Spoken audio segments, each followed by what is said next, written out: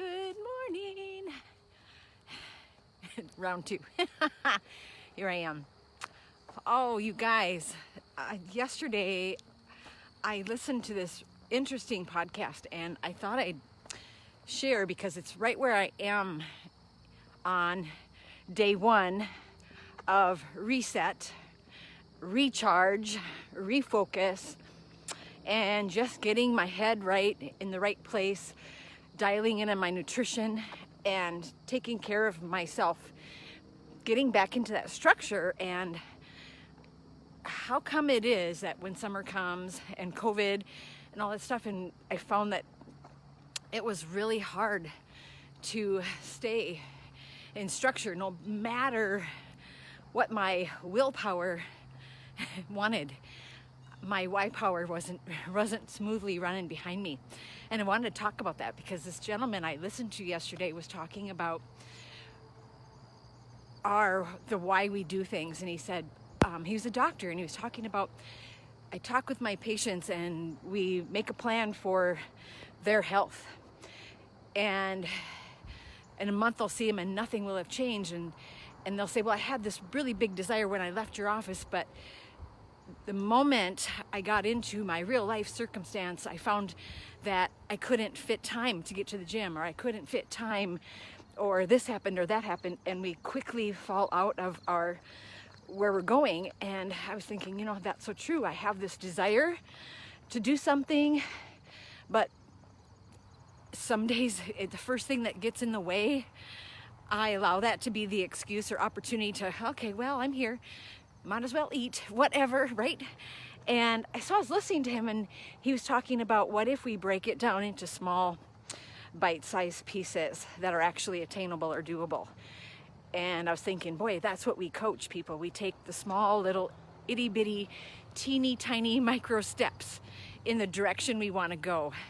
So I was like, this is so cool because that's exactly taking these small steps. But he said, what moves people to take those small steps? What moves us to make changes in our life? What makes us make those small little steps? And he was talking about if your why, if what you want to accomplish isn't attached to an emotion and you can't see yourself or feel yourself doing that or living in that life, he said it's harder for people to take those steps because they can't see it. He said, your willpower is only going to go so long. It wanes. But if we have a Y power engine behind any decision we make, he said, you're willing to take that step in. And that doesn't mean it's a perfect line. But he was talking about, so he told this gentleman in his doctor office that every day while you're making your coffee, do 5-minute workout routine. And he gave him, squats and countertop push-ups and this routine that took 5 minutes in his kitchen. And he said the guy came back a month later and he had this big grin on his face and this, you could just see his disposition had changed, the confidence. And the doctor's like, so what's going on? And he said, it worked. I was able to do it. And the confidence in himself that he was able to sneak in that 5 minutes of consistent behavior every day. And then the doctor went on to say, and he's been doing it for 5 years now. And I thought, oh my gosh. So I was on this journey, right? I started 5 years ago. And a part of the journey, we learn about physically moving. At some point in the journey, you start to feel really good. And you want to add that physical exercise and routine in. And we do it in baby steps. I started this walk just going around my block, eventually around the loop. Now I'm running this loop. I'm running up and down every hill in Fountain City. I am now thinking about what's next, right? But the confidence comes in the fact that we develop it over time. It's the consistency over time that actually will help us create that habit. But even before then, we have to attach it to a desired outcome that we want. We have to see it in our mind's eye, and we have to believe that is what we're chasing or what we're pursuing. So when I started Miss Journey, I did. My first initial start was I just wanted to get skinny. But as I progressed on this journey, it shifted somewhere along the way to I wanted to create health in my life. I wanted to live a longer, healthier life. And there was a shift along the way as I was learning.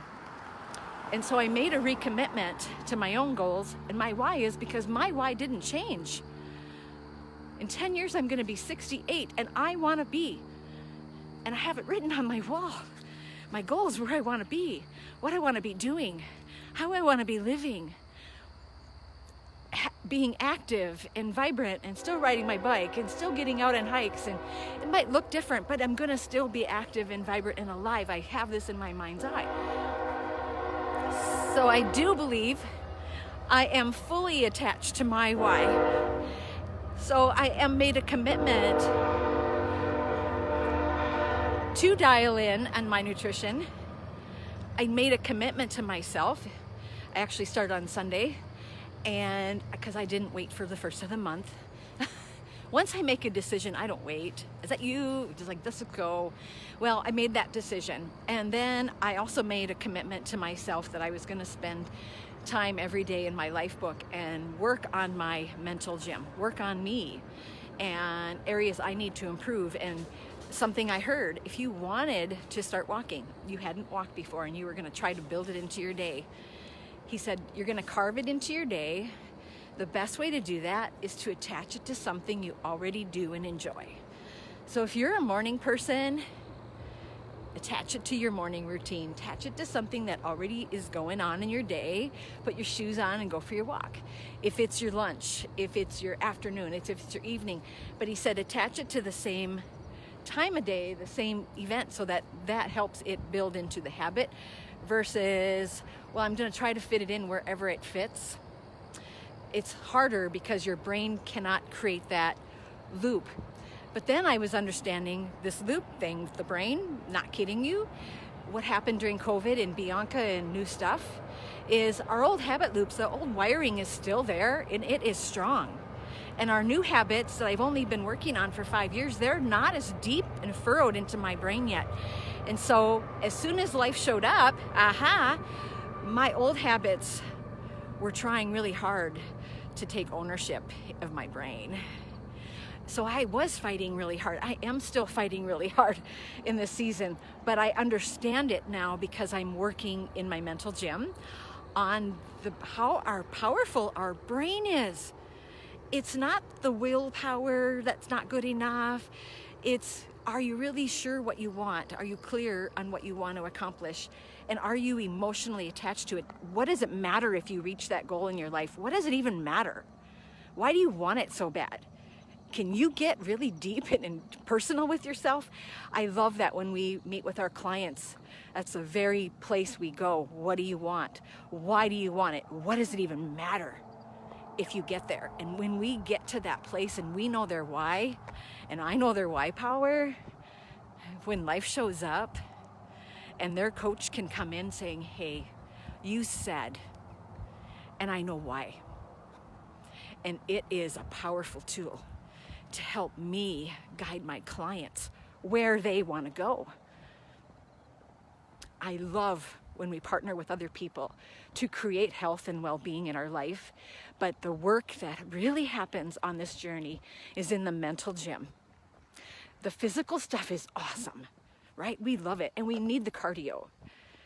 But if we don't have our head right, our body follows where our head is. Our body follows where our head is. So I'm in my life book. I am committed. You guys, if you don't have a life book and you want to learn about what it means to actually design and create the life you desire, we need to talk. It is making all the difference for myself and my clients. Those who are choosing to work on their inside, to become congruent with the life they want.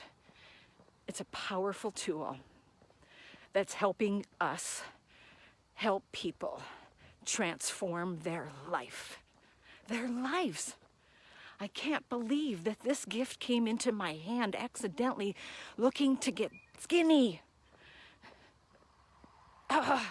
if I could only tell you the power of a mindset shift and your health, and to connect that wiring, to connect those pieces of the puzzle, to give you a completely different life.